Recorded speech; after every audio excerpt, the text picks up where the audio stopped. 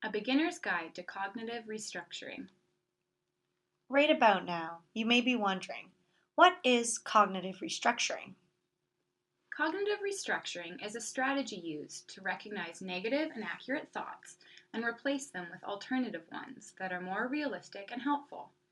This cognitive strategy, a key part of cognitive behavioral therapy, promotes optimal thinking about a stressful or overwhelming situation to reduce emotional distress. My name is Georgia, and my occupational therapist and I have been working together to help me with some of the unhelpful thoughts that I've been having in relation to my eating disorder. I'm not quite sure what to expect, but I'm willing to give it a try. There are 4 simple steps to cognitive restructuring.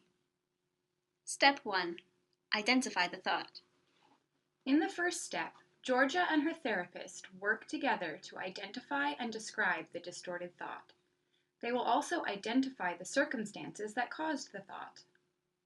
For example, I purged after the dance because people were dancing way more with my friend than they were with me. She is way prettier and skinnier than I am. Step 2. Evidence to support the thought. For step 2, the therapist will get Georgia to list objective reasons why the distorted thought is true. Together, they will examine the evidence. For example, My friend is more attractive than I am. I wasn't looking very good that night. I need to lose some weight. Step 3. Evidence to refute the thought. In step 3, the therapist will encourage Georgia to list as much evidence as she can to refute the distorted thought. For example, I have been told that I'm attractive before. I know I feel fat, but my weight is in the normal range. My friend did tell me she liked my outfit that night. Step 4. Reasoned conclusion based on all the evidence. For the final step, a new belief will be drawn from all the evidence listed, both to support and refute the distorted thought. The new thought may be completely different to the original thought, or it may be a slightly altered, more balanced thought. For example, Although I often feel overweight, people's reactions to me demonstrate otherwise. I may not be as big as I perceive. One way to track your thoughts is to write them down in a thought journal. This journal can take the same approach as the verbal cognitive restructuring process. It can also help the client to get in touch with their own feelings and thoughts. Clients can be encouraged to write in this journal daily. Although this may sound simple, there are some challenges in applying this skill in practice.